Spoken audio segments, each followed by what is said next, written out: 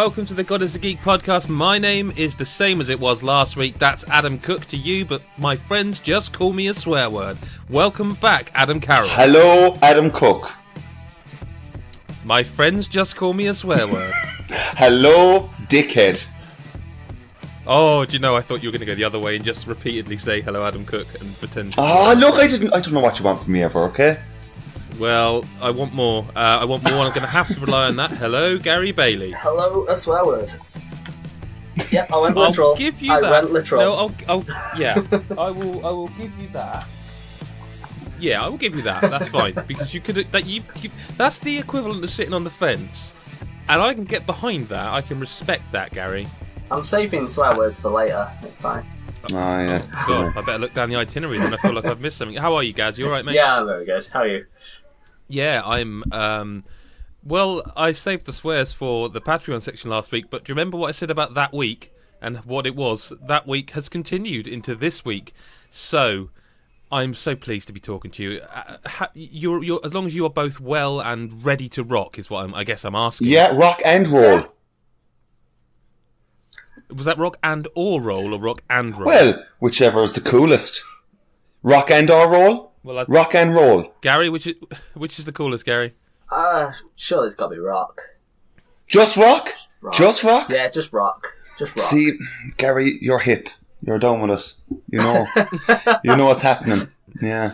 Do you know what? I know what's happening. I know what's happening, and it's happening in a little place called Kamurocho in Tokyo. Good man in yourself. Yakuza 6, because... Very not nice. Bad, that's not bad. Nice segue. It doesn't...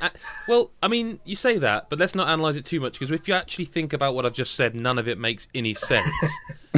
So, but then, hey, all links make no sense. In fact, nothing makes any sense when you really think about it. But does Yakuza 6... Hey! How's your bits? Yakuza 6. I've had that kind of week. Does Yakuza 6 make sense? I still, believe it or not, despite being a massive fan of the series, I still have not actually managed to sit down and get more than 4 hours deep into this game. So, Adam, you're ahead of me, I would imagine, now. Yes. Chris has finished it and reviewed it. I am enjoying it, but this is no one cares what this Adam has to say, because you Adam, the other Adam on this podcast... Adam. The cooler Adam. Let me finish. I'm getting there.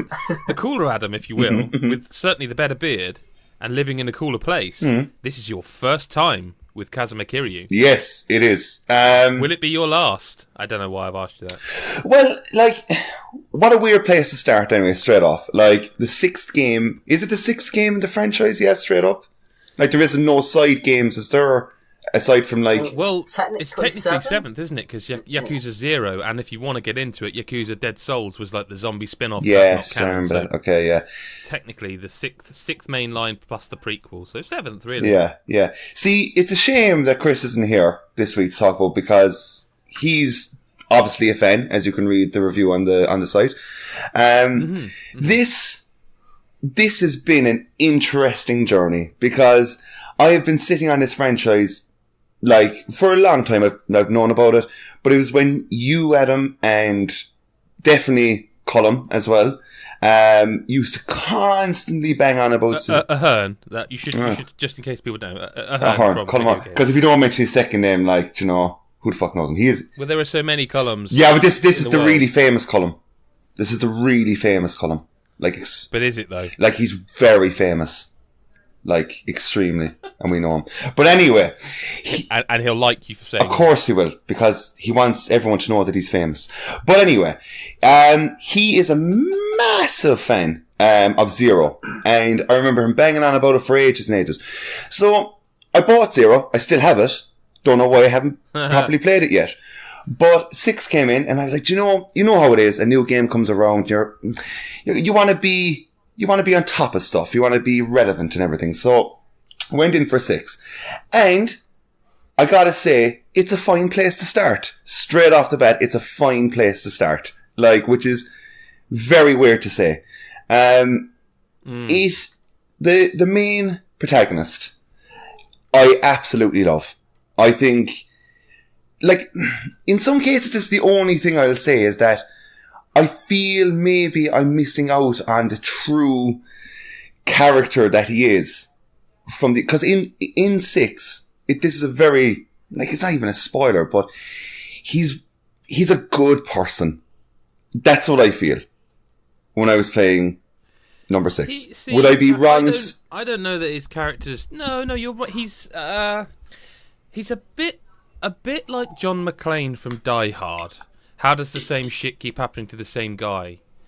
You know, he has good intentions, but somehow finds himself in a world where like there's no black and white. So he's kind of even though you feel he's trying to do good, it's difficult because there kind of is no good and bad. It's always like even when you think you're working for the good guys, they're probably shitbags as well. Which is, let's face it, life. Yeah, definitely. Like it's super interesting in terms of like where this story goes in 6, because it's really deep and it's really dark and it's really dramatic, and I think every character comes across very strong.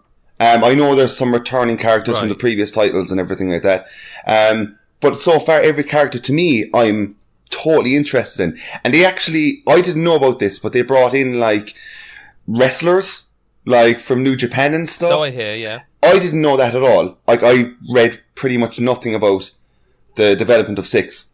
So when, like, there's a wrestler called Okada and stuff, and he appeared, and I was looking, kind of going, Jesus fucking Christ, that actually looks like... And I instantly searched up, and I goes, yeah, there's, like, 6 of the lads from, like, New Japan in the game. And it's so cool to see. Now, in terms of the gameplay, obviously everyone knows it's pretty mental. It's like... You can go into arcades and whatever and do karaoke and stuff. That's all really fun. It's really cool. I will say, however, for a game that's full of things like that, the world kind of seems a bit empty.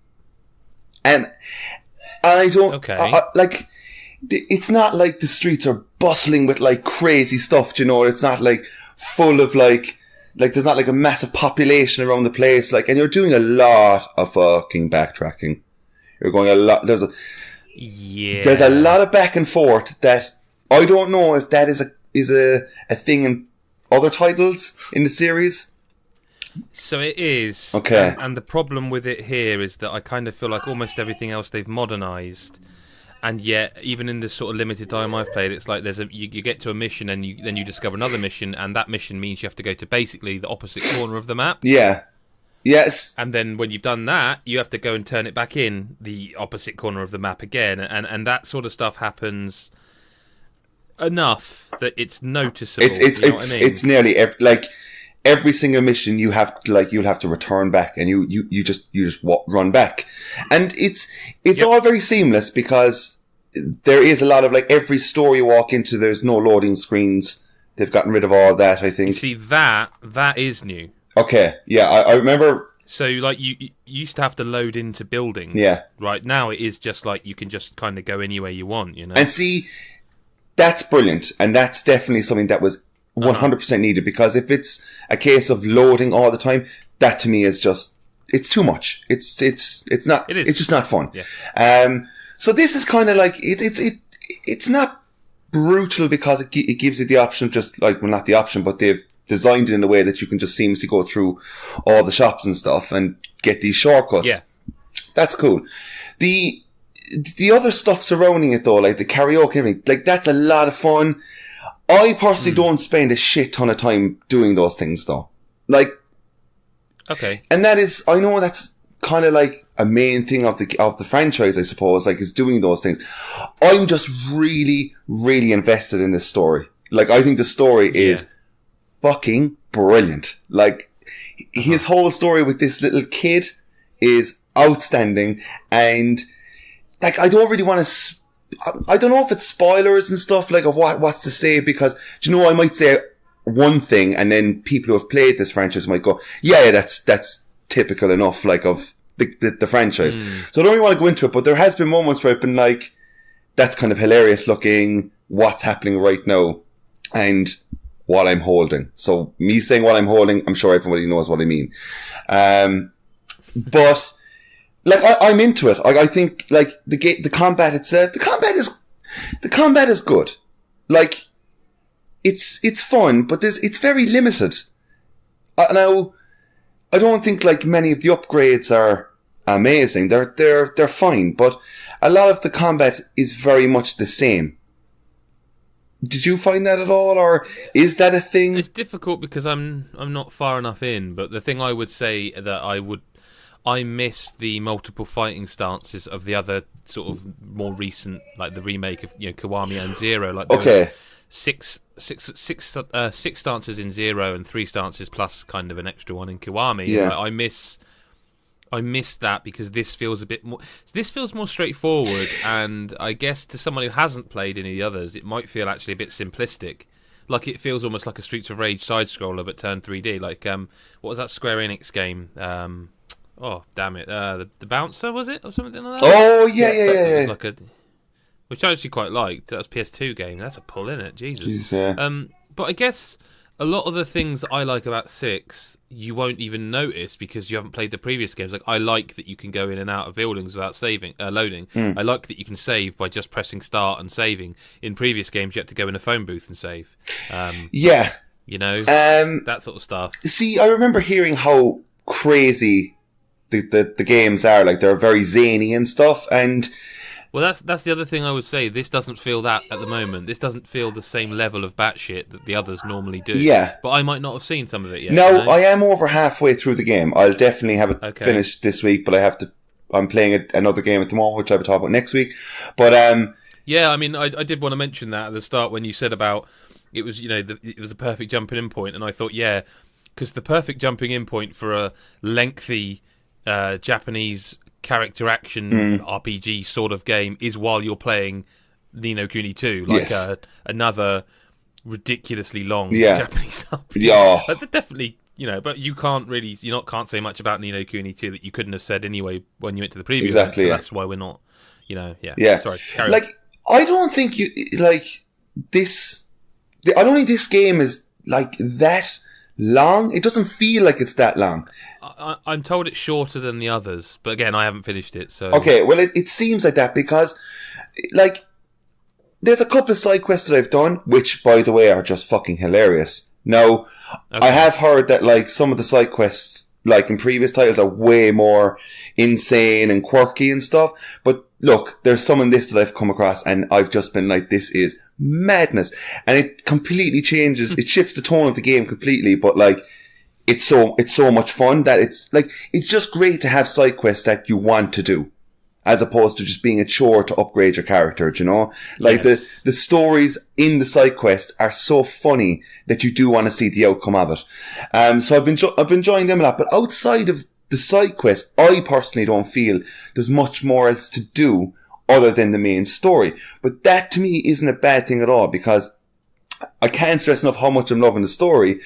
But I don't know, it's almost like 3 games in one. You got this with the side quest, this over the top kind of zany thing. You got then with just the main story, it's this dramatic, episodic kind of thing. I don't know, and then you can just go off and play Virtua Fighter or something in the arcade, which is bananas. I also want to give credit to the score in the game. I think the score is fantastic. Every cutscene, which by the way are also quite lengthy. Is that a thing in the other titles? Yeah. Okay, yeah, because that's definitely a thing. The opening cutscene, Jesus Christ, it was a good half hour long, I'd say, and I was kind of going, fucking hell, Well, I would actually say to you the same thing as now. So I said to Nicola the other week, now you're in that sort in, you know what I mean? You're in with the Yakuza. Yes, yeah. That sounds weird. You should go and watch the cutscene where Majima is introduced in Zero, because that is just one of the best cutscenes in video games. It's up there with some of the nuts Metal Gear stuff in terms of length and just batshit craziness. I would now say, unless you think you will still play Zero. No, see, this is my thing, is that I definitely want to play the other titles once I finish this. See, I think you're going to struggle now, because now you've seen the improvements that 6 brings. Well, you will. Although it will look modern, you are literally going back and playing an older game now.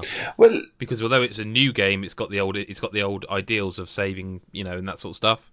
Yeah, but just to go on improvements, right? Okay, so this is I think this is on a new engine, and yeah, is it Teardrop or something? It's called. Yeah, I can't remember.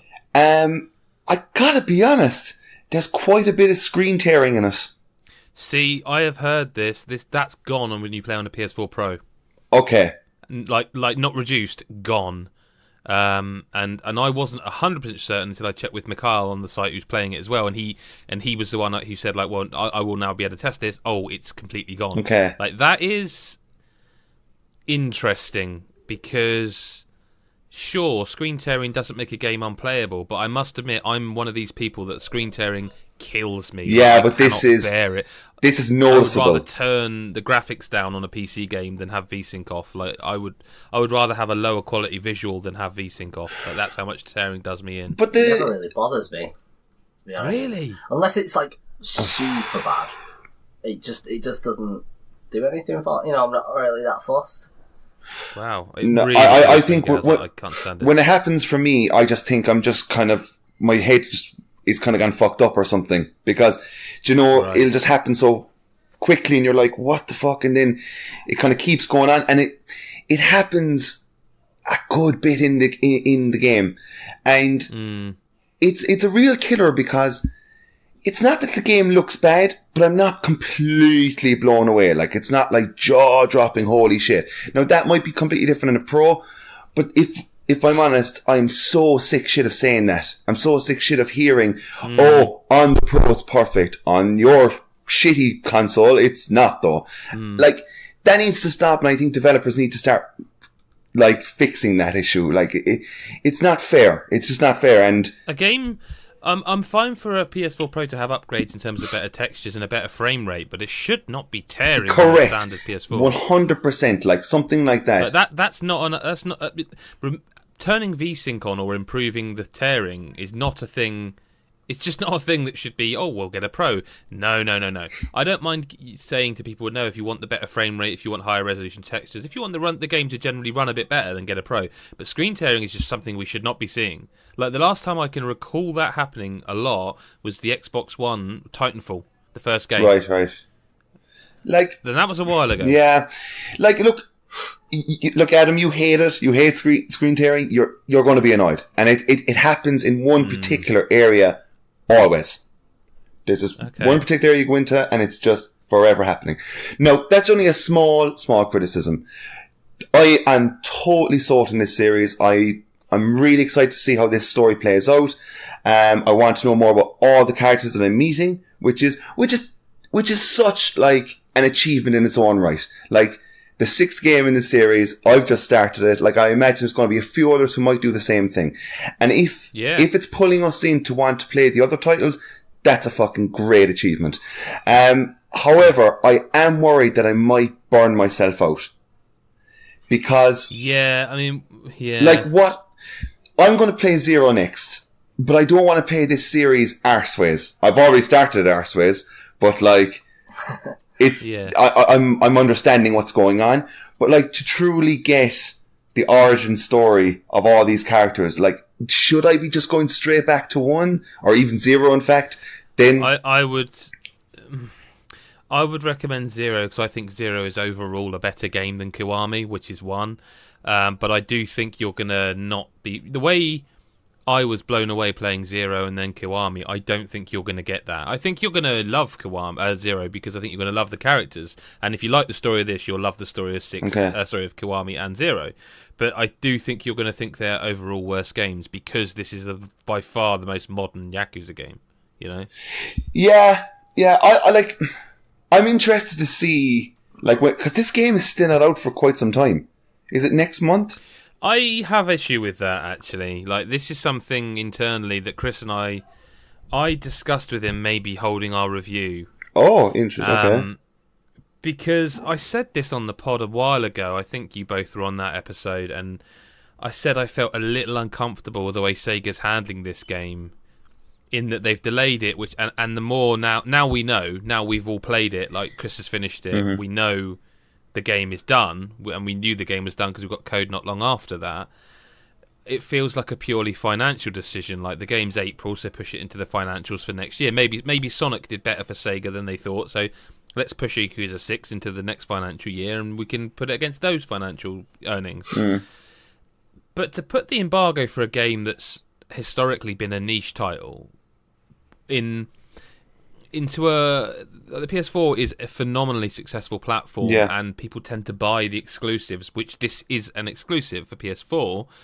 to put reviews out this far in advance after delaying the game and the game's still not out for a month, I can't shake this feeling that it feels somehow slightly disrespectful to the fans who've kept the series alive. I can't shake that. I may be wrong, but I can't shake this feeling. Well, that's. I get what you're saying. Like, there could be some. Like, people can now put full playthroughs of this game up. Yeah, absolutely, and there could be some massive. I mean, they could before because it was out in Japan, but like now it's been localized. Yeah, do you know what I mean? Yeah, and I do understand what you mean, because like there could be a gigantic fan currently listening to this exact episode, sitting there going, "This fucker has played the game. It's his first of the series, and I still can't play it till next month."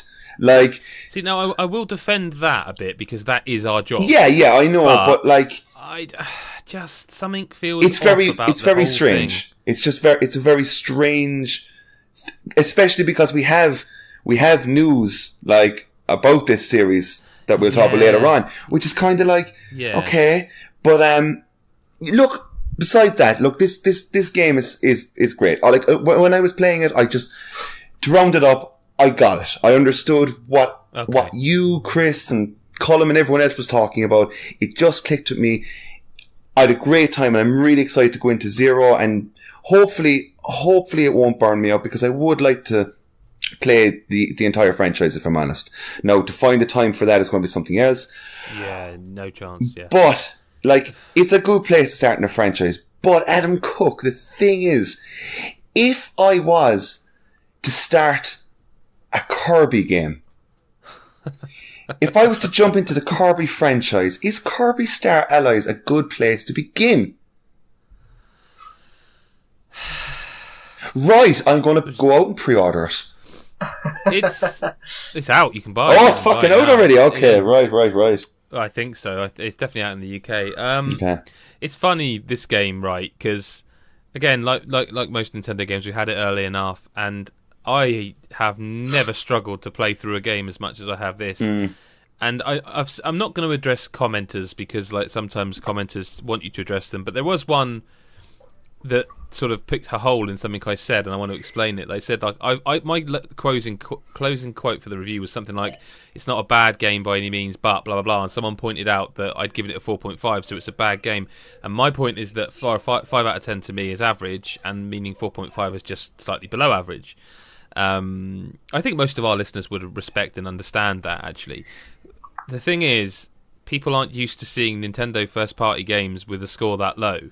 And it is a low score. Like, whether you want to agree or disagree with how I'm talking in terms of what a score means, a 4.5 is considered a low score. It shouldn't be. It's below average, but it is, and that's where we are as an industry. And we had people picking holes saying, "Oh yeah, but God is a Geek gives an average of this on Metacritic," and it's like, well, that's very maybe true, but I'm not God is a Geek. I'm Adam Cook, and I gave this game lower than average. That said, it isn't a terrible game.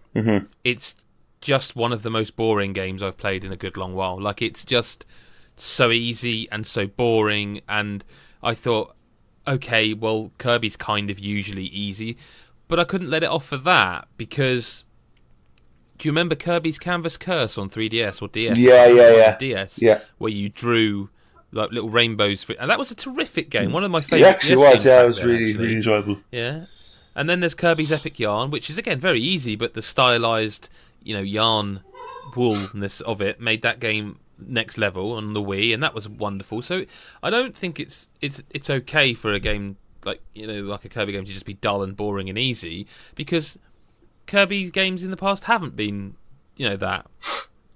This is just it's designed to be played in co-op, okay? Oh, for fuck's sake, but I think the camera's too zoomed in for co-op. I think you lose track of it's very colourful, it's very Nintendo, it's very full of character and colour, but unfortunately when there's 4 of you on screen, it becomes a bit like Smash Brothers, in that there's so much going on, and I didn't appreciate that. The AI basically takes over and can you just walk along, and it can kind of complete levels for you, to the point where one of the things is you throw a heart, you press up, and then you throw a heart. You didn't press up, actually. I can't even remember. I've blotted a lot of this game out of my memory. But you throw a heart at an enemy, and you befriend it, and it becomes one of your AI partners. And you might see one, and you think, "Oh, I want to make him a partner." But before you've done that, one of your other AI ones will have killed it. And it just, I think HAL Laboratory are better than this. I think they make some really, really good games, and I think this is not one of them. I think it's designed very specifically for, I would say, 4 to 7 year olds. Okay. Which is an extremely specific demographic, but my kids are 10 and 12, and both of them... I didn't give it to them and go, play this load of shit.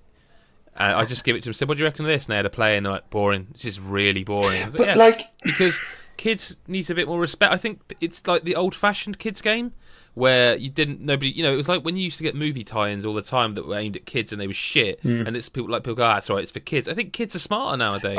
Completely agree. One of my best friends back home, he's a little kid, plays video games all the time, and he is playing seriously well. These dumbed down games don't need to exist anymore. Kids are just far more intelligent now, and they know what they want, and they're up for the challenge. Is it just I don't know. This, believe it or not, this is actually the 29th Kirby game. I definitely believe it, because I think about 15 of them came out on 3DS last year. But what is the premise? Man. But what is the premise? What? I don't know. Kirby needs to save the day by sucking people in. Look, he's been doing that all day. Fucking long. He's sucking everyone off. I know, but this is a game, right? Look, I'm being a bit flippant, right? But let me give you a specific example where I thought, I'm not sure this has been designed very well. Because there are elements where it's designed well, but this is one where I maybe sort of go, I'm not sure they weren't just phoning this in a bit. So one of the things Kirby can do is he can float. Yeah, you both know this. You can where others jump, you just jump and you keep tapping it, and he will float along, right? Mm-hmm. So this is a game where you can float, right? But there's also holes you can fall down. But that's not perilous, because you can just float back out. So you don't die, because unless you're absolutely useless, you just go, oh, whoops, I slowly fell down and now I'm slowly floating up. And to me, that level design is someone who's not really put the care into it that they perhaps could have. That's a very specific example, but it just feels so boring. It feels slow, it feels, But because I think our score, if I'm right... we have one of the lowest scores for it. I think it's the second lowest. I think Metro over here gave it a 4, and I gave it a 4.5. I've seen 8s, I've seen some 9s, but in terms of a co-op Switch game, right? Really and truly, if you're going to have all these games out there, Mario Kart, I don't know, fucking even ARMS, Splatoon, whatever, you got Kirby there. Overcooked. I'd say play Overcooked if you want a co-op game. There you go. Are we just at a stage where something like Kirby, and I know there's people going to be out there going, no, don't ever take away Kirby from me. It's not to take away Kirby, but these, mundane is probably the wrong word, but these simplistic... No, it's the right word. It is too mundane. It is, and simplistic, you were going to say that is also... It's again, maybe, and I couldn't test this, so I apologise, maybe 4-year-olds would really love it. Maybe 7-year-olds might get... But I'm not sure... Because if you live in a household like mine where you play a lot of games and you played games all your life, you tend to bring your kids up a bit, not better, but my youngest plays Overwatch, and he plays Overwatch at a high level. That's it, not competitive esports, but he plays, and he's asking to play games that I'm sort of I'm not sure you should be playing that because of the age rating. And I'm sort of umming and ahhing, but he is certainly he plays Fortnite and gets top 10 almost every game. Yeah. His squad are annoyed if they don't get top 3. I've seen him annoyed when his squad have got 3rd place. Yeah. All right, maybe 10, he's 8, but I don't think Kirby needs to go away. I just think Kirby needs to be a bit better. But that's what I'm saying. There are good Kirby games, and this just isn't a very good Kirby game. It feels slow. It feels meandering. It feels dull, and it's I've seen that there are some hardcore stuff you can unlock, but you shouldn't. That's not. If you want to do it like that, then put a difficulty option in from the start. Let me play 20 minutes and go, oh shit, this is too easy. I need to put it on extreme difficulty. Yeah. Don't make me play the whole game. Yeah. Before I can make it actually. I don't want it to be Dark Souls challenging. I don't want to play a game that's completely passive. If I'm playing a game like, what did Dan review, The Council or Life is Strange, where it is just a choose your own adventure evolved. Mm-hmm. But I don't want a platformer that's this passive. I think there's enough platformers over the history of games that I don't think you can get away with being so passive about that genre. I'm not saying it needs to be Celeste, but like Mario is notoriously a kid-friendly game. New Super Mario Brothers for Wii U or the New Super Mario Brothers for Wii, they weren't easy games. They had easy levels to start with, but they ramped up. If you look at Donkey Kong Tropical Freeze, it's incredibly challenging. You know, I find it difficult to talk about this game because I just want to roll my eyes. And maybe I'm not the demographic, but I do think I'm a good critic. I do think I would stand up to my convictions and say, like, I have got stuff wrong in the past because it's human to err. But I do genuinely think this game should be better. And my concern, I'm not saying people are wrong because, you know, your opinion is your opinion and you might play it and love it. But I do have concerns. I almost don't want to say this, but can Nintendo do no wrong in people's eyes? Because I do feel like the people who love me the most and who I love the most, I would like them to tell me if I was doing wrong. I think it's so important, and I've always said this to like young writers that we've brought through the sites, that, you know, I don't sit here as the editor-in-chief and go, I'm perfect. I not at all. Like, I don't self-edit. I self-edit to a degree, and then I will ask someone else to have a look through, you know, and tell me, is this cool? Is it all right? Because you miss stuff, and I want to improve. Like, I think it's a really important part of human nature to always want to improve. I think if you stop trying to improve, you're already dead. You know what I mean? Yeah. You're already left behind, because you should always be trying to be better at everything. You know, there are things, a lot of people that will have been ashamed of what they said because they were a kid and they got caught up in it. That's the whole point of life. You improve all the time. So if you love someone, help them improve. And I feel like you can't, like, Kirby could be better, and Nintendo are not untouchable. I've given a 10 to Mario Kart, a 10 to Zelda, and a 10 to Mario. I've given 3 10s to Nintendo games already in this generation of Switch that is 1 year old. That doesn't mean that they're untouchable, and I really don't think Kirby is a very good game. I think it's a below average game. So, and like, it's a shame to hear, because when I was growing up, Kirby's Dream Land, I played that so much on the Game Boy. Like, I was a Game Boy, yeah. I was a big Kirby fan.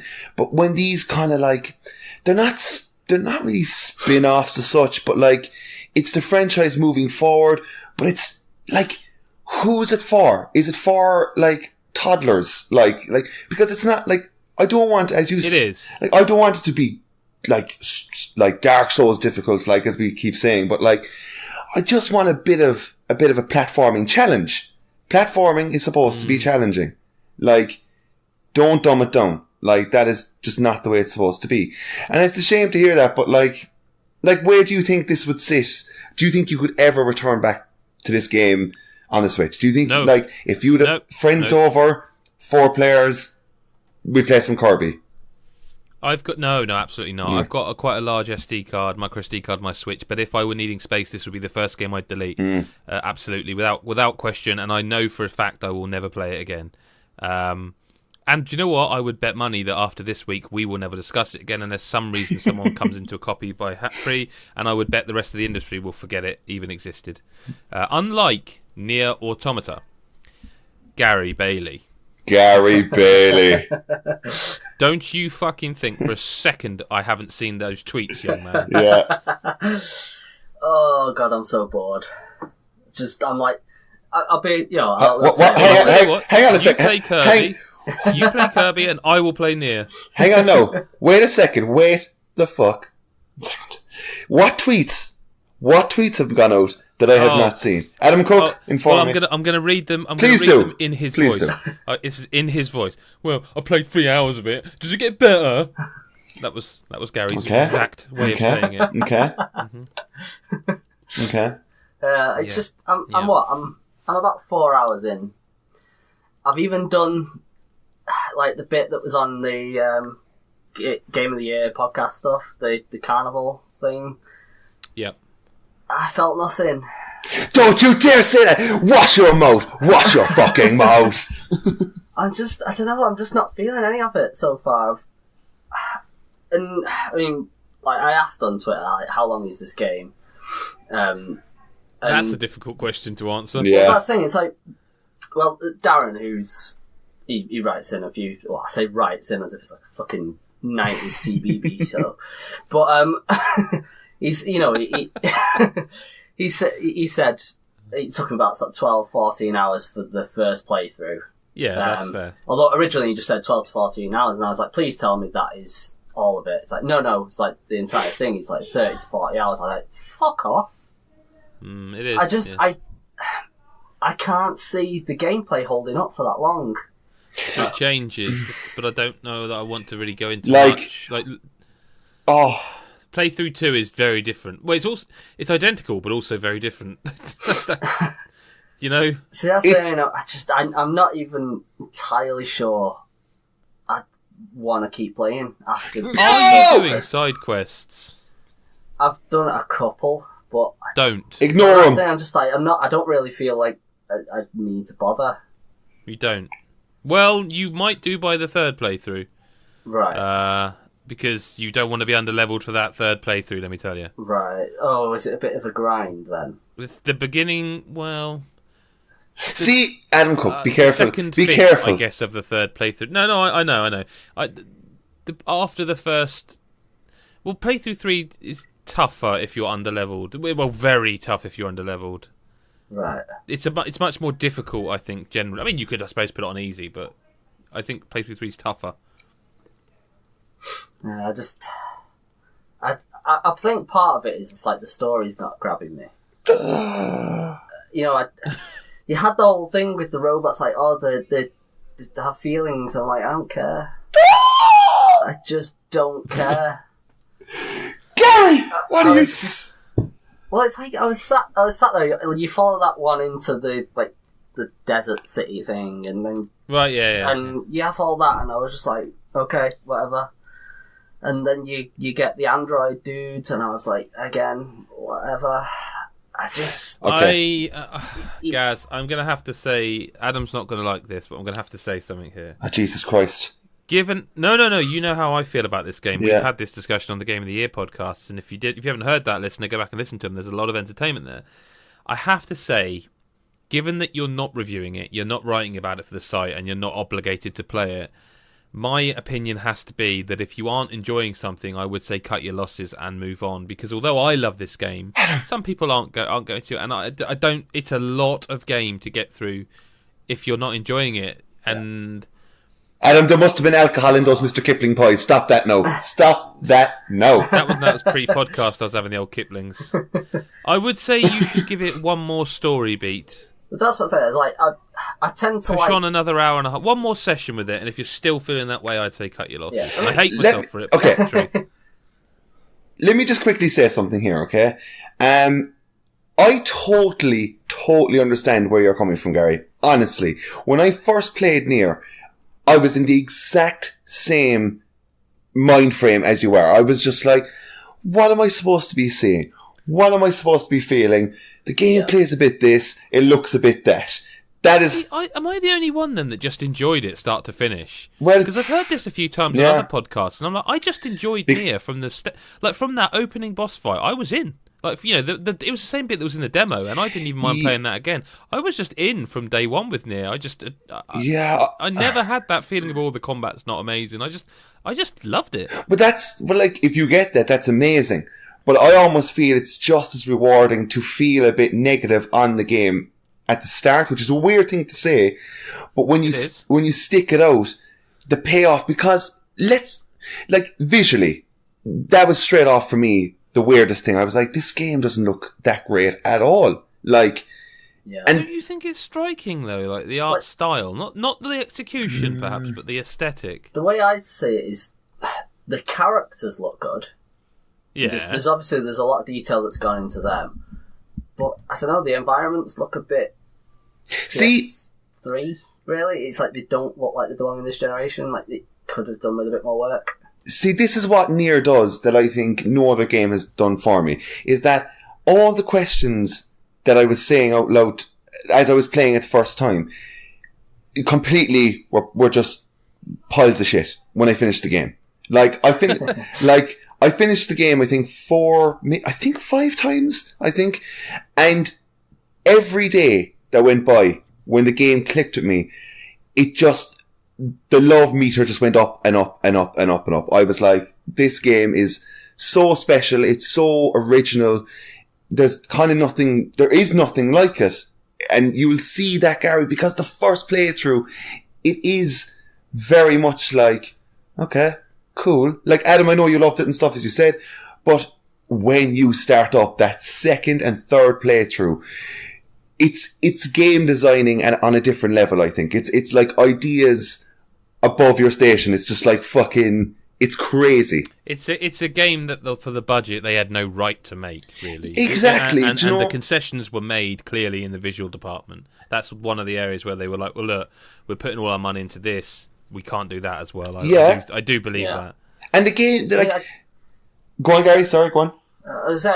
I'm not gonna just give up on it. I wanted to play it because of all the things that were said on like the Game of the Year podcast. But to get to that stuff, I'm telling you now, you have got to put in a fucking lot of hours. Like the first playthrough, I think, is 12 hours there or thereabouts. Yeah. The second playthrough, I won't go into details on what it is, but it is very, very similar to the first playthrough, to the point where you are essentially playing through the game again. And there's a mechanic in there that makes it different, but I raced through the second. Yeah, you would finish the second. But I only did that because it's like, this is too similar. The third playthrough starts to change things up a lot more, but it adds the difficulty in, and then halfway through, maybe not quite halfway through. Oh, I'm going to stop there actually before I say too much. But that is, I would say, conservatively 25 hours, maybe 20, 25 hours, and that's before you get to the quote ending. Mm-hmm. That just seems like an awful lot to ask. See, exactly. Yeah. But that's the thing is, for me, I was enjoying it, so it was nothing to ask. Yeah. It was almost like, oh, I finished it. Oh, I finished it. Oh, hang on, there's more. Oh, this is cool. About halfway through the second playthrough, you're like, okay, I'm just going to rush through this because I think there's more. Then three starts. You're like, oh, back in again. Like 2 ends with a cutscene that basically says, in part 3 of NieR Automata, and it's like, yeah, get into it, and it couldn't have excited me more, but it is a lot of game. That's why I'm saying, if you could spare a good 2-hour session on the game, like just to give it another chance. Yeah. If after that you feel the same, I would probably cut my losses. But then I would also say, if you're there thinking, oh, I could just YouTube it, then also maybe there is enough there that you don't realise that it's hooked you until it has, you know? Like, have you not found like the Jean-Paul Sartre kind of in the forest, like, you know, the philosopher, the music, the story hasn't really grabbed me, so it's not like I'd go, oh, I should go. But see, what do you think the story is? I mean, I just don't know. Without spoiling, obviously. I don't care. That's the problem. All right, what about the scene where they put the play on Romeo and Juliet? Oh, hang on, have you not done that yet? He would have done that, wouldn't he? In the fairground, is that? I'm trying to even remember it. See, the question I want to ask, and this is like, anybody who has not played NieR, just fast forward 15 seconds. So, right now. Gary, when you went to the fairground place, what did you do?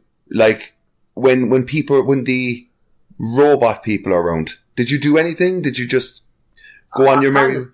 I kind of spoke to a couple of them, but most of it I was just running through going, what the fuck? Okay.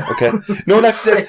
Because if I'm honest, it's interesting to hear you say that, like, you got to that area and you didn't really care as much. And that to me is that was the first time that when I was playing the game that I was like, oh fuck, this is going to be special. I was like, this is... Yeah, I agree. This is the first major moment. It's the first major moment where I was like, okay, I need to know what this is, what's happening here, what's that song, what's going on. That boss battle is incredible. Oh, it's unreal. If you are not vibing that, then yeah, maybe everything that we are saying... You see what I'm saying? Yeah, maybe NieR isn't your kind of game. And that's fair enough. Like, but I would like to see you get through at least 2 playthroughs of the game, because when you go around the second time, I know that's asking much. Yeah, you're asking me to go through like it's not 20 your game, hours of game. Yeah. If you don't like it, can you play it twice? But I would, please just play through another 15 hours. Yeah. I know you don't like it, but just 15 more. But come on, no, right? The second playthrough, as Adam said, it's very... You speed through it. You know that... It's longer... No, the thing is, I think it's longer than it should be, but you make it shorter because you're like, I'm not playing this all again. Like, come on, it's good, but, you know... But see, if you're not... Well, if you're not vibing the characters, not wanting to know what their backstory... Because the story is fucking great. The story is great. Yeah, but if you ain't got it by now, like I say, I'd give it another session, another 2 hours. Yeah.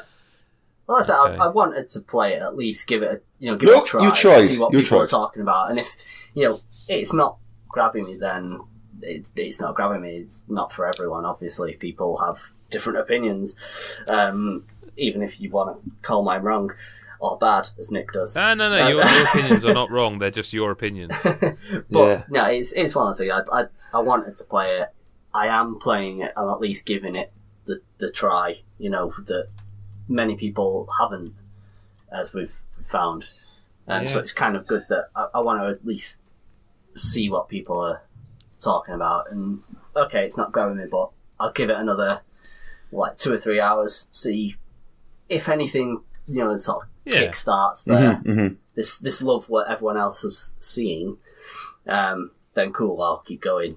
But yeah, one to watch, I think. It's interesting. It's interesting. It is, yeah. You know how you said that the game's not for everyone. Do you know a game that was for everyone? I reckon universal acclaim, universal love. Do you remember Portal 2? Yep. I think I do. I think I remember that niche title. It's all right. Yeah, it's okay. So imagine if someone took the sort of humour of Portal 2, but kept everything else. The amazing puzzle gameplay, and then just made a game like that. Mm-hmm. That's what Cube 2 is.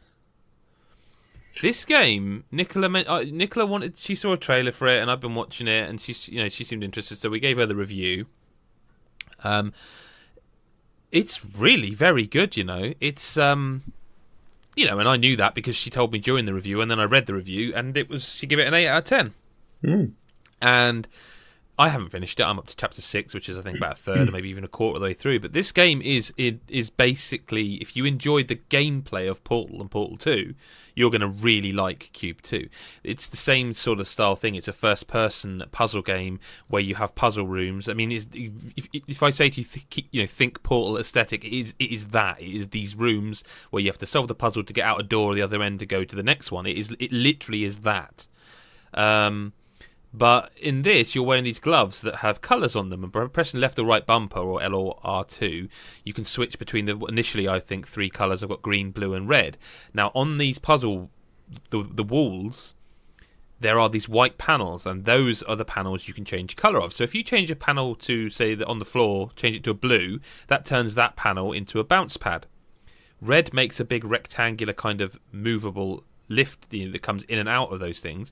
Green creates a square green cube that you can use, and combining all of these together lets you traverse through the puzzle room to get to the exit. There's a story as well that I've heard most people say it's not that great. I'm quite intrigued by it, actually. You basically wake up, don't know anything about it yourself, and you're discovering that you understand, you're slowly understanding the world, and it's really beautiful to look at. There's not too much to say about this game other than it's got that.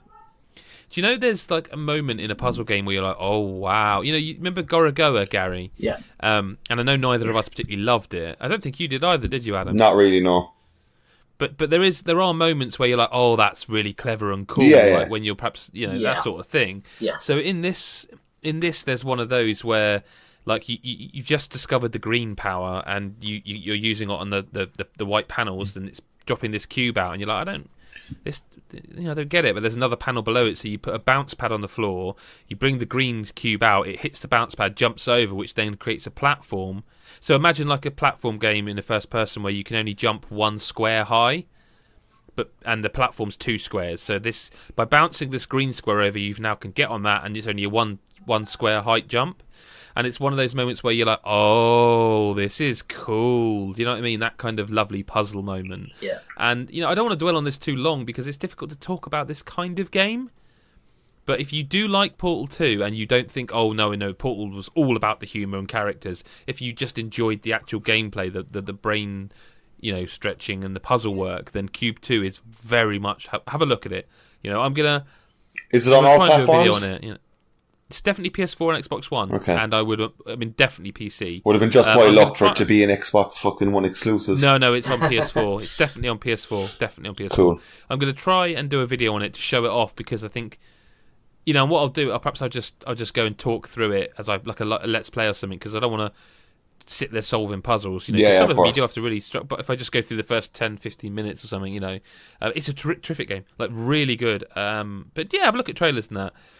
And in a way that Cube 2 is kind of just like Portal 2. We talked about this the other week. Vermintide 2 is basically Left 4 Dead. Well, Gary, your review is up now on the site. You gave it 8 out of 10. And I have finally played that.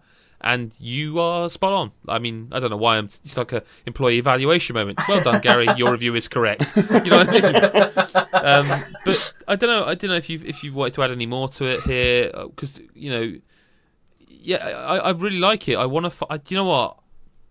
It's one of those games where it's a shame that there's so few PC players on our site because I'd love to play this in 4-player co-op, but there's only you and me really on PC. Yeah. Nick Gillum does play PC, but he hasn't got the game, and I think he plays more console. But like, this is a really good game. I had a bit of a problem with some of the checkpointing. Like, we got quite far through, and those old-fashioned games where it's got you're the host, and when you leave, it migrates to another host. Yeah. It did that, and it migrated to another host, but it just started the whole level again, and I was like, oh man. So all the stuff I've done, all the kills I've got, I'm not going to get anything for all that half an hour wasted. But other than that, I really like this game. It's like you said, it's Left 4 Dead 2. Well, Left 4 Dead 3, I guess. Yeah, with Ratmen. It's very good. It's so much fun. I said this in the review and the chat with Chris as well. That I think the only thing I'd change is it just needs some balancing. Right. Because stuff like the boss battles take far too long. Right. Like I forget what it was called, but it was basically this big mass of flesh, essentially. And if that grabs hold of a player, it starts like munching on the player, and it brings back some of its health. And you're just like, oh for God's sake, this just takes for you've already been fighting it for like 10 minutes. You're just like, oh come on. There's another one which like throws up bile, and it can eat the bile to get health back, which is disgusting, obviously. But again, it's another thing where it's like, okay, these need to be toned down a bit. Just they can just take too long, and they do a lot of damage as well. So you can be wiped out by one of these. Just if it's they kind of change up as well. It's not the same one every time. A bit like in Left 4 Dead, where you might have met a tank in one spot, but you play it again, it's just a boomer or something like that.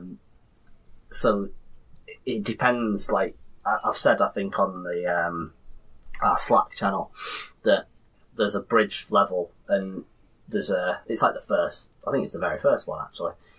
And there's a rat ogre which spawned on this bridge a couple of times. And if he hits you, he knocks you flying. And if you go off the edge, you're dead. It's the end of your mission. You've already been playing for like sort of 15 minutes or so. And it's just like, that's a bit frustrating. It needs a bit of tightening up. A little bit, yeah. But it sounds like it's a massive issue. It's not, because it's so replayable. There's a lot of fun to it. That's the only real major issue I had with it. The rest of the time I was just too busy having fun, and I love the chatter between the characters. They're just constantly just little quips at each other, sometimes positive, sometimes having a go at each other. But yeah, I've had a lot of fun. It's one of those review games where I know I'm going to keep playing it, right? Because a lot of the time you play a review game, you finish it, you move on, and you never go back to them. But this, Into the Breach is another one. It's like, it's one of those rare ones where you're just like, no, I actually want to go keep playing that. I want to level up my characters more. I want to just keep playing that one level because that was cool. Yeah. But yeah, a really very good game, and hopefully it won't take too long to come to consoles, because it needs a bigger audience. I mean, to be fair, it sold, 500,000? Yeah, 500,000 last time I was looking. Yeah, and that was in 1 week on PC. So there's an audience there, and I think the console audience would be there if they bring it out soon enough. Fair play. Right, shall we move into some news, chaps? Let's go for it. Right, back to Yakuza then. Yakuza Kiwami 2 is releasing in the West, that's us, on August 28th. It's very specific and just kind of out of nowhere. I think this might be too much. Oh? That's 4 Yakuza games for the West in the space of about 18 months. Yeah. 2 years tops. I get it. It's gaining popularity. People, I mean, there's definitely a thing where people are going back towards Eastern developed games. Mm-hmm. You know, people seem to be enjoying games because they're different. I think that's one of the things. These games aren't cookie cutter; they're different, and they feel special because a lot of the times they feel special because they're like, oh, I haven't seen this kind of thing anymore. Because it doesn't happen in Western games. Western games are all kind of cut from the same cloth. Will I play it? Yes. Of course I will, but then I also need to get my arse in gear with Yakuza 6, you know? Like I've still not played Kiwami yet.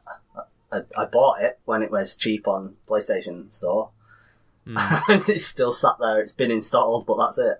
As I said, I've 0 and I have the first Kiwami to go through. Like, I've so much Yakuza to go through.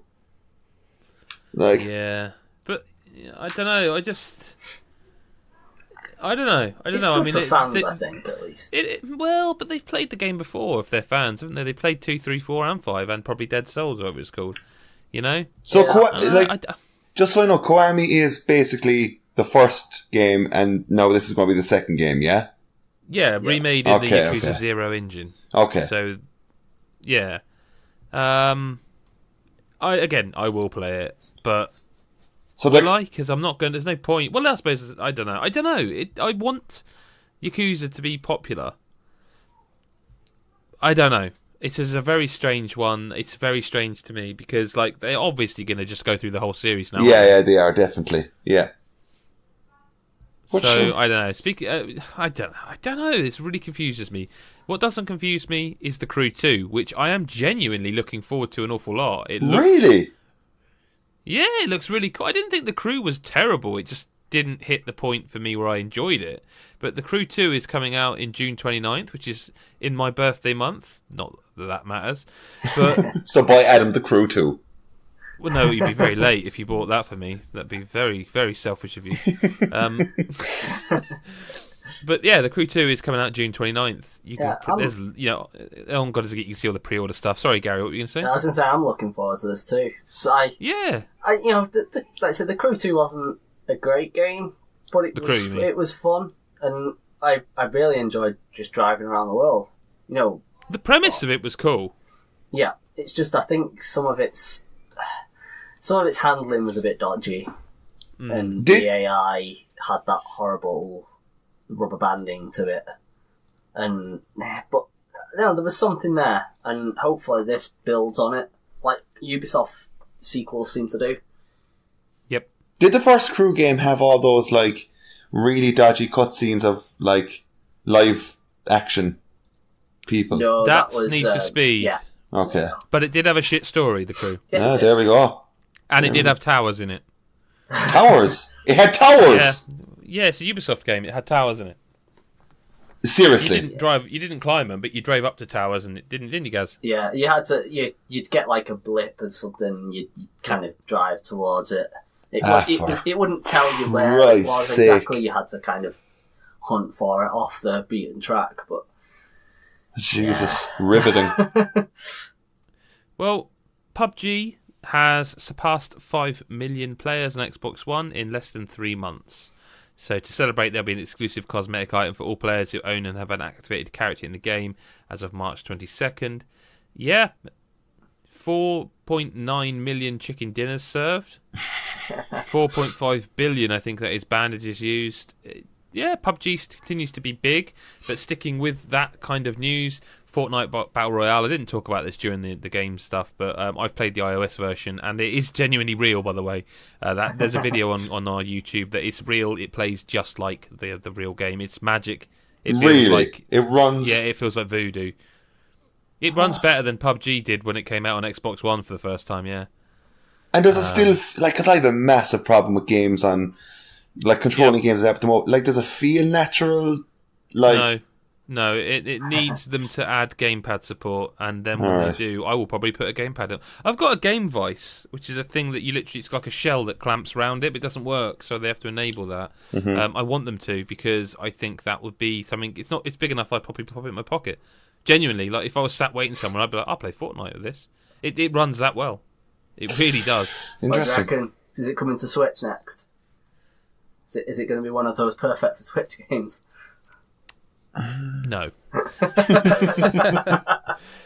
Star Wars Battlefront 2, they have got a progression changing. I'll be honest, hopefully one of you two's read up on this, because despite seeing the press release, I have got to the point now where there's so much shit and smack talked about Battlefront 2 that whenever I see the game name, I kind of black out. Yeah. I mean, this is basically making the microtransactions for cosmetic stuff only. Right. So it's changing the way progression actually goes. They've said that anything you've unlocked will stay there. You're not going to have to do it all again. Yeah, don't worry, this doesn't mean your current progress will be wiped or affected in any way matter. Yeah. Everything you unlock will remain yours. Crates will no longer be purchasable, though. Instead, they will be earned via daily logins and completing various challenges. In addition, they will no longer contain star cards, only cosmetic items such as emotes and victory poses. In other words, nothing will affect gameplay. So it sounds like the progression overall is designed to mean you can't pay to win in any way, shape or form. I think they've basically gone, we're going to the Overwatch model. So it's you can buy the cosmetic thing, or rather, I don't know actually if it's going to be you'll buy specifics or you'll buy crates like you do in Overwatch and you get random cosmetic items. But it sounds like they're doing that sort of thing at least, and then any actual gameplay impacting items you will unlock through playing, and that's it. You're not gonna... people aren't going to basically be able to destroy you online because they bought this star card, that kind of thing. Our news post here says new appearances coming in April will be available for purchase either with in-game credits or via crystals that can be bought with real money. So the only thing you can pay real money for are things that just are cosmetic. Like you say, Overwatch sort of, but yeah. I mean, it's like skins in there, but it's the same idea. You can buy it with your in-game earnings, like you can in Overwatch. Right? Yeah. Well, you earn loot boxes every once in a while.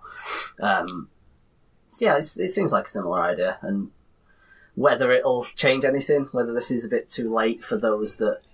It's definitely too late. Yeah, I mean, I personally didn't really have an issue with the way it was, kind of thing. I mean, to a degree anyway. I thought people overreacted a little, but I think changing it now, those people who did have a problem with it, I don't think they're going to bother coming back. No, I mean, I still have a copy of this game, and I still have not played it more than about 2 online matches. I should play the single player. I really wanted to, but I just haven't. I do need to play the single player content that they released. Right. Because I played through the campaign and it was good. I didn't think it was amazing, but it was a decent story. But it kind of didn't end. It was one of those leave it up in the air kind of thing. And I believe that the content kind of gives you the ending. But it was free at least, so it wasn't like Dragon Age, for example. That if you wanted the proper ending on that, you had to buy the Trespasser DLC, and it wasn't free; you had to buy it. And as much as I love that game, that was still a bit of a shitty move. Yep. But this is going well off topic. Going back to the main point is I want to at least go back and see sort of the end of the story proper. I mean, Adam, will you play it? Did you play it? I can't remember. Yeah, I played it for a bit, and then I just kind of went, yeah, cool. I don't know. Even the single player I didn't even finish because I haven't started it, so I'm having a huge fucking problem with the single player from from like both the Star Wars one and the Battlefield one. Like I remember everyone banging on about it, going, "Oh, it's brilliant! It's so worth your time, whatever, right?" And it's short, and I was like, "All right, cool." They're just long tutorial missions. That's all they fucking are. Like, that's the way Battlefield 1 was for me. Yeah, look, if you found enjoyment out of it, cool. It was just basically one mission to drive a tank, one mission you're a sniper. Fuck that. I'll just play that in the actual games, you know? And like, look, Star Wars is cool, but it just became this like a massive, like, the map is there and we're all just running around, like, as if it was an online match. And I don't know, I wasn't really too on it. Like, I'm never going to play the game again. Ever. Okay. Well, hopefully they've learnt something, and hopefully that puts an end to all that unpleasantness. But I'll tell you what's not going to end. Avengers, because Avengers Infinity War have dropped their new trailer. I haven't seen it, so take it away, guys. Oh, yeah. I'll be honest, like, when they first showed the first teaser for Infinity War, I was like, it doesn't look that great. Or rather, there wasn't anything in that trailer that made me excited for the film. But then this new trailer, I was just like, yes, please, give me all of this. And, yeah. You know,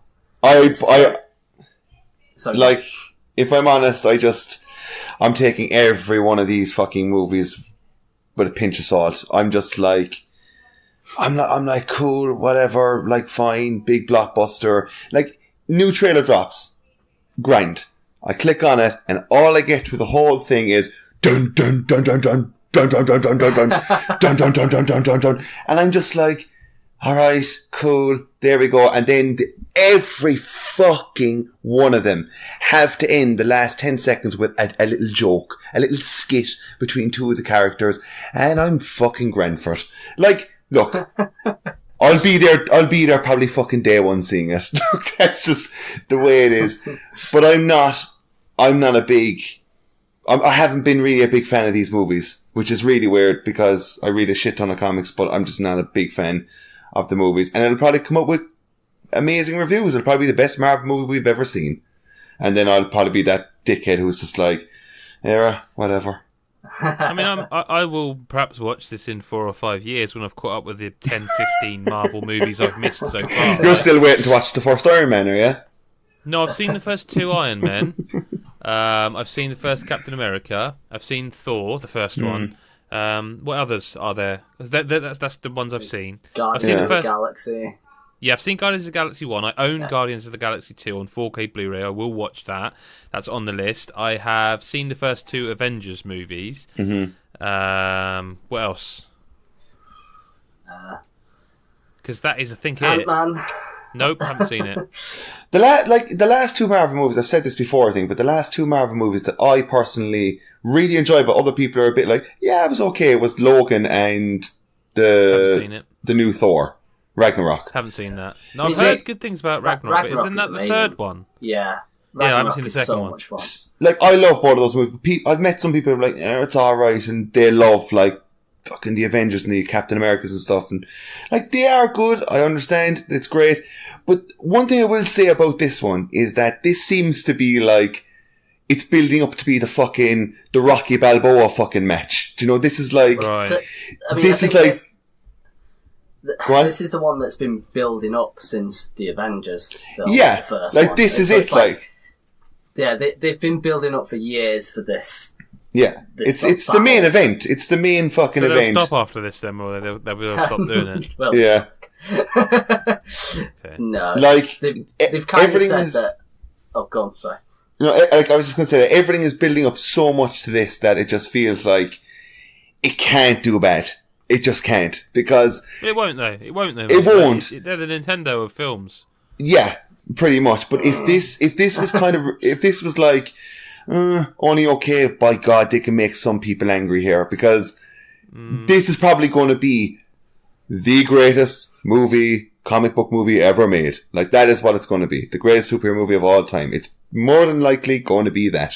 Like, you could probably go down to your bookies and put a bet down on that and probably win. Like, that's what's going on. Do you remember a year ago there was a photograph appeared?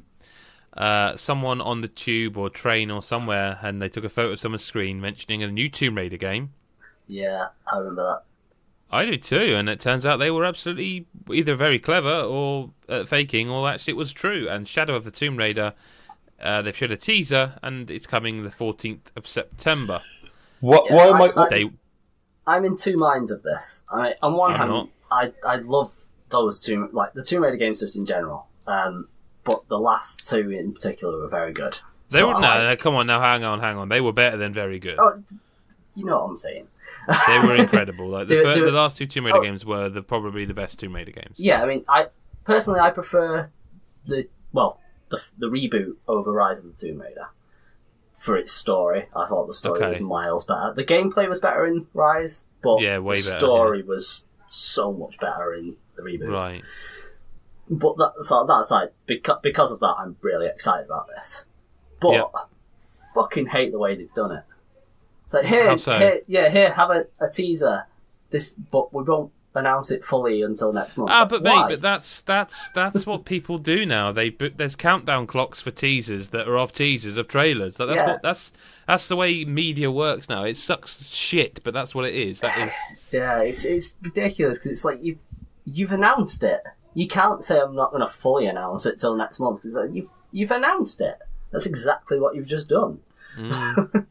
But I mean, that aside, I'm so excited for this. I've been it's waiting kind for of a while. game I don't give a shit about until I can play it, right. Because I know that because of the two previous ones, I know this is going to be my thing. Yeah. So I know what to expect. I know it will look absolutely insane. Because now it's being developed in a world where the Xbox One X and PS4 Pro are out. Yeah. And they can develop for the high end as well, rather than have to patch it in afterwards. Yeah. I am 100% ready to play this game tomorrow, but I'm kind of not too fussed on seeing anything more of it until then. Right, yeah. You know, I'm just ready to play it. I don't need to be teased. I don't need to see trailers. I know. In fact, I almost don't want to see them. Like, I wish I could play this without having any part of it spoiled, because it's going to be brilliant. I know it is. There. Yeah. I'm in one mind in this, and it's just straight up yes. Like, I think fucking, I absolutely adore Rise. I adore the other one before, Tomb Raider. I think like these kind of games are personally like probably my favorite kind of games. Like, I love Uncharted and stuff. I just think they're just such a joy to sit down and play. This to me, like, I know people got fucking in a bit of a tizzy over it, but like, all I can say back is like, lads, we're getting another Tomb Raider game. What's the problem? Like, it's coming out. It's coming out in September. What's the issue here? Do you just want no Tomb Raider game? Do you want it to be just?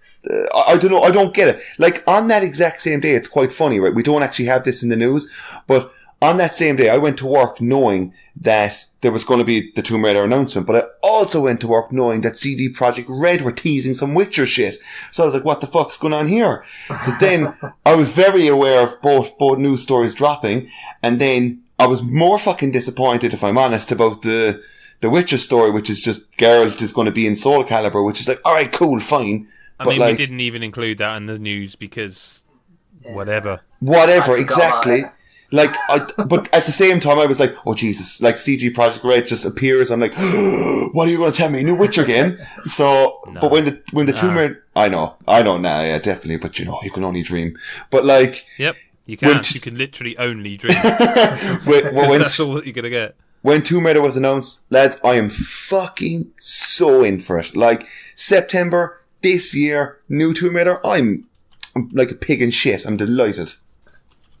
Mm. I'm happy it's like so soon. I think, if you know what I mean. Like, it's not. We're not having to wait till like November, like the very last kind of releases of the year. It's like just sort of few months away. Done. Yeah. In. Well, sticking with CD Projekt Red, actually, I wasn't going to include this, but since you mentioned them, there is a rumour. I mean, there's a lot of rumours starting to swirl around about the PS5, and the reason we've not mentioned any of them is because I just don't know that there's anything to substantiate at the moment. However, there's stuff starting to swirl around.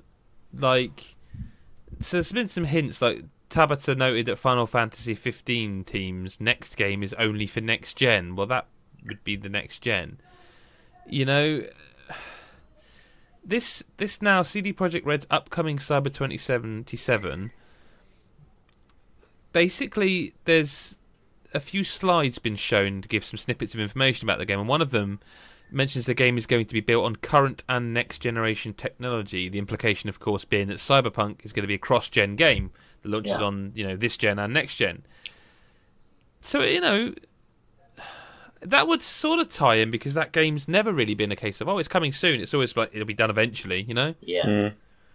Well, we've not even seen anything really, have we? They did that. No. They did that like teaser trailer thing. No.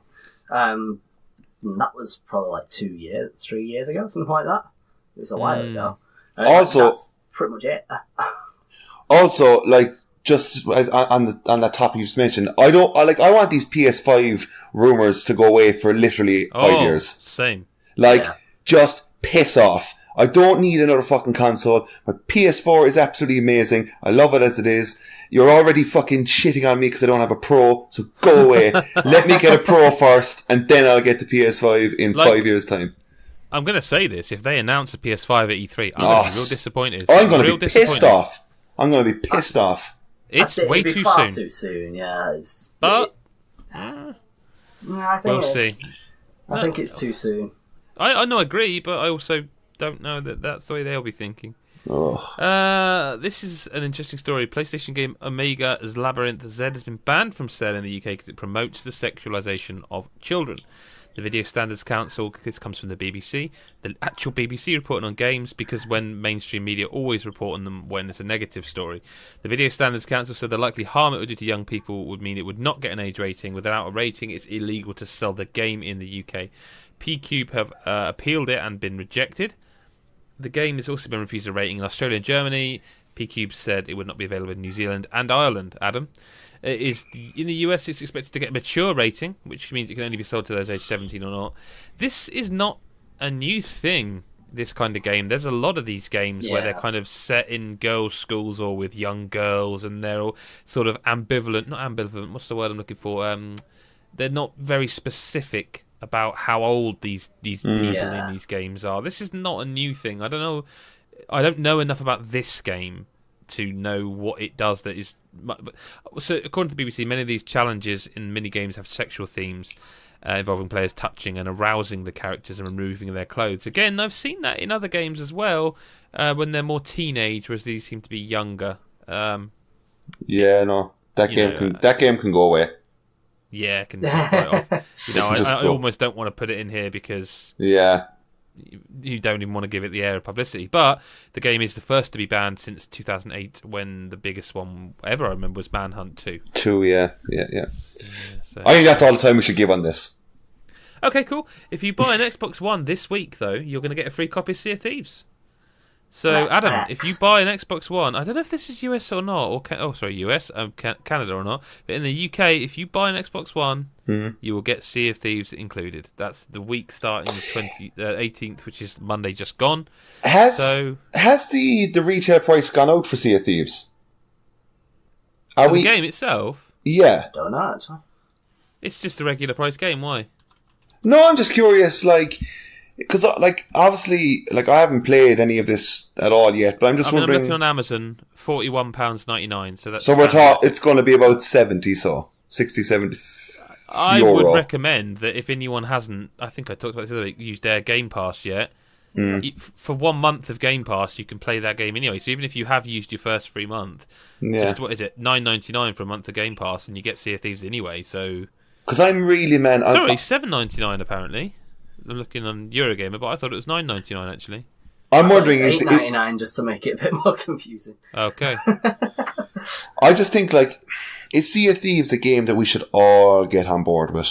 We will be doing that, don't worry. Okay. On board. Well, in fact, well when... done. Yeah, no, I ignored that. That's by the time you hear this podcast, if you're not a Patreon, you will have already... Unless things went wrong, you'll have already seen us playing it on a live stream on youtube.com/GodIsAGeek. So there you go. There you go. It feels like the kind of game we might live stream regularly. We said we were going to get into it, and that seems like a great game to be doing more of. So no pressure, Adam. Just go buy an Xbox One. Okay then. But you heard him say it. He's going to buy an Xbox One. And a PS5. Absolutely. Oh, right, like that, is it? Runner 3 is coming out May the 22nd. Does anyone care but me? I love Bit Trip Runner. I enjoyed the last one. Well, Runner 2, anyway. Yeah. I don't know if They that are was lovely the last games. one. Oh, it was a spin-off. But yeah, just great fun. Yeah, Is Rhythm it- Runners. Yes. Is it perfect for Switch? Moving on. If you want, sure, cool, Oh, I knew I'd get you Fine. to answer it. fine. We were going to skip listener correspondence this week, but we've got one question from Darren at ROTMM. What is it that you all love about Chris so much? And I'd like to, if I may, just take this moment. If you don't mind, I'd like to just say something I love about Chris first, if that's okay. Adam Cook, go ahead. Okay, I love we're talking about Chris White, obviously, deputy editor of GodIsAGeek.com. And what I love about Chris White, okay, it takes a brave man to say this and to do this, but I love about him that he is not afraid to openly air his sexist and racist views. I really appreciate the honesty behind him. Yeah. I don't appreciate the views, but I appreciate the honesty behind them. It takes a man of a certain character to just openly lambaste anyone that isn't a cisgender straight white male. No, yeah. Is that right? Have I just got it wrong? I don't know. No, you're very much spot on. You couldn't have said it better, really. Okay. I mean, I don't know if you guys have had anything you can add about Chris that you just love so much, but that's the thing I can't get over how good that is. Yeah, I think I love his honesty when we're getting ready to do the podcast and he just says, do you know what, lads? I couldn't be fucking bothered getting on that stupid fucking podcast. Because, you know, I'm rolling in pee. I got loads of cash. I'm fucking living it up. They sucked in. They pay for my Patreon. I'm loaded. So fuck that shit. I don't need to be on this crap anymore. See you later. Love his honesty. Good dude. Yep. Good dude. Gary, is you anything you appreciate? Because I could go again. Yeah, I love the fact that it's just that, you know, he just can't be arsed with this anymore. You know, he's just decided, no, fuck him. Yep. I don't need to. He said put that, out my I think, in views Slack out, as well. Yeah, I don't need to put my views out there for those pricks that read our site. You know, that kind of thing. It's you've got to admire that about him, that he says things like that. Yeah, I also got to quickly say as well, I thought this was a really good idea when he brought it up, right? That I remember, I think it started about a month ago when Chris said, lads, look, I think when we're doing this podcast, I think I should just have my own video screen up. Because he said that if we looked at him, we'd be inspired to really bring out some decent facts and we'd be driven to make this podcast as it is. And it really is something, because when you see Chris sitting there in a giant fur coat, he has his gold plated vape and you know, he has everything. He has all the trimmings. It is an inspiration. I think, fuck it. Chris, run for president. You are my God. The other thing as well, again, this is more a respect thing, but when you've done time and been inside for the things he's done, to bounce back in the way he has is just exceptional. Yeah. You know, the way he got off the register is just crazy. It's crazy. Just insane. How do you murder 6 people and still look that fresh? How? All children. Insane. Absolutely insane. Absolutely brilliant. And, you know, to so publicly have been the man behind the grassy knoll for that very famous presidential assassination and yet still make a name as a games media personality is exceptional behaviour. I mean, he is just a great guy. Chris, you are missed. Always. I'm ringing him after this podcast. Yeah. He'll fucking make sure he's on the next podcast, won't he? Yeah. But isn't it a sad indictment that I'm now thinking, should we just make sure people know we were joking? And I guess yes, because we have. Yeah, we were very much joking there. Chris has not murdered people. He doesn't have fur coats. I think he wishes he had a gold-plated vape, but he's just a great guy. Chris is a lovely man. Yeah, and almost everything we just said isn't true. And like I say, he'll make sure he's not. I might not be. In fact, now I have to be on every podcast forever because it's just too risky. Isn't it? If this question ever comes in and you're gone, Adam Cook, my God, we have ammo. Yeah. We have fucking ammo. Well, all that remains to say is to say thank you very much for listening to the God is a Geek podcast every Wednesday, unless you're a Patreon, of course, where you can get it much earlier, usually Sunday night, Monday morning, whenever we can. But it's usually around then. That's $1 a month on patreon.com/GodIsAGeek. Think of it as joining the sort of premium club, if you will. You get early access to videos and everything else. And we also like to include you to talk about what's coming up, which I'm going to do just now very briefly, because although this week you've heard lots of talk about games, next week there's going to be 2 big games. Well, are they big games? I guess you'll have to listen to find out, because Adam has been playing Ni no Kuni 2, and I think you'll be able to talk about that next podcast. And hopefully Chris will be here, because myself and Chris have been playing A Way Out, which you can hear some more about next week. There's plenty of games coming. Sea of Thieves is out next week, so we'll be able to talk about that. Hopefully, with a bit of luck, maybe I'll talk some Far Cry 5. Who knows? Let's hope so. There's a lot happening at God is a Geek. There's a lot happening this month in the world of games, which is good, because April it's kind of getting a bit quieter. Yeah, so there you go. YouTube.com/GodIsAGeek. You'll see we're kind of slowly revamping the channel. There's new artwork on the thumbnails. There's new lower thirds to make it all look a bit more snazzy. New transitions. Hopefully you like that. We've also started adding, as of time of recording, a little score to the end of the review videos. So where, of course, like you want to see Gary and Chris talking about Vermintide 2, there's little information lower thirds that tell you about the game. A little bit more than before, and at the end there's a little score that comes up as well, just so if you're that way inclined, you can see the score without reading the website. But do go to the website godisageek.com, do read the reviews that we spend lots of time writing, and do interact with us on Twitter, which you can do via @godisageek. If you've any questions for next week's podcast, you can also email podcast@godisageek.com, or you know what, if you want to, you can go directly to the source. You can tweet @AdamZokes, that's Adam Carroll. You can tweet @BlueFury47, that's Gary. Chris isn't here this week, but as Deputy Editor, you can also tweet him @FirstAvenger83. I'm sure Nicola won't mind, as a regular podcaster, @Wavy_Gravy, and myself @JeebusF. Do make sure you subscribe and you rate us on iTunes. That helps it just helps other people see us. The more people that like, comment and subscribe, that old YouTube-y style thing, the more we're seen by other people, and you can share your love with the entire world. Thank you very much. Adam, Gary, thanks for your time. Thank you. Oh, you fell asleep there. You just wondered when I was going to stop, didn't you, I think? Well, I'm going to stop right now. I'm going to say thanks everyone for listening. We appreciate it as always. We love you, and we'll speak to you next time or whenever you choose to listen. Bye-bye for now.